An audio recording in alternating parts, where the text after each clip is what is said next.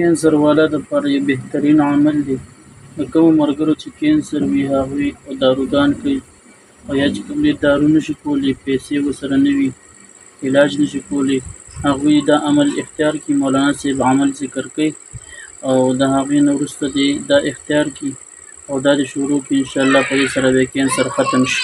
علاج دی د کینسر په کدو کې د کینسر علاج دی. دا سپین کدو دی، دا دومره لوی دی، ته موږ سپین کدو دا ښځې ورته زبرد کدو وایي که نه، یو دا غټ پیټه کدو دی. دواړو کې دغه صفت دی. کینسر ختموي. ګورې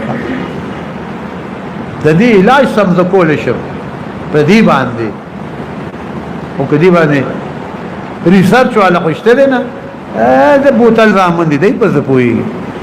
دې حدیث نه ریسرچ وکړه، ولې د رسول پاک غوښه پله کوله کدو یې خوړو. امت ته ښایي چې دا خورئ که نه چې کینسر در باندې نه لګي. کوم سړی دی کدو خوري په 24 ګنټې کې په ده کینسر راغی. دا یاد ساتي. سپین یا دا اوږد په دې دی خوري او ازمیخ وکړئ. د دنیا چیلنج کوم، یو سړي له ځای ورکړئ یو میاشت 2 میاشتې 24 ګنټې کدو جوس ولا کو د کدو نه، خوراک کې ولا کدو ورکو چې دې هر وخت په کدو موړي، که دنه دا کینسر ختم نشه. او کاغني نو زړی نه دي، زړی د دې غټ کدو دا زړی دا ریتکا دا زړی دي چی الله به دا ختمي.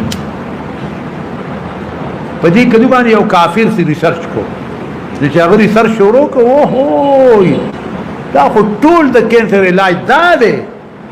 دا کافران خو دې خبرو ته خیال کوي که نه چې رسول پاک غوښه ولې پله کوله کدو یې خوړو. چې هغه ریسرچ شروع کو دې ځای ته ورسېده نو دا کافران دا کپنو والا ولګېد، هغه یې مړ کړ، هغه سړی یې مړ کړ. خانه وایي دا خو زمونږ کپنه یې ودرېږي، دا دومره دوایۍ خو دا رامیان دي، دوی داسې ګولۍ جوړېږي چې مرض پیدا شي، نو بیا داسې کپنه یې جوړېږي چې د هغې علاج پیدا شي. نو دوی ملک په دې چلېږي، دوی ملک په دې چلېږي. اول به مرض پیدا کوي، داسې ګولۍ به ورکړي جنانو، ډاکټران ته وایي دا لیکه، ډاکټران خو هغه د کرې ټټوان دي، وایي ښه لیکي ولا نو مرض پیدا شي، نو بیا ولا هغه علاج. نو دا دنیا دا کافر په دې چلېږي، دا لوی لوی کپنې په دې چلېږي. تاسو وې د څه خبرې کرکنې سر کو نه پیژنې. کور کدو کرا، بهر کدو کرا، بازار کې وخورا، تی وخوړول شین که چې تا لړۍ خی که نه. دومره فایدې دي پکې، یقین ساته.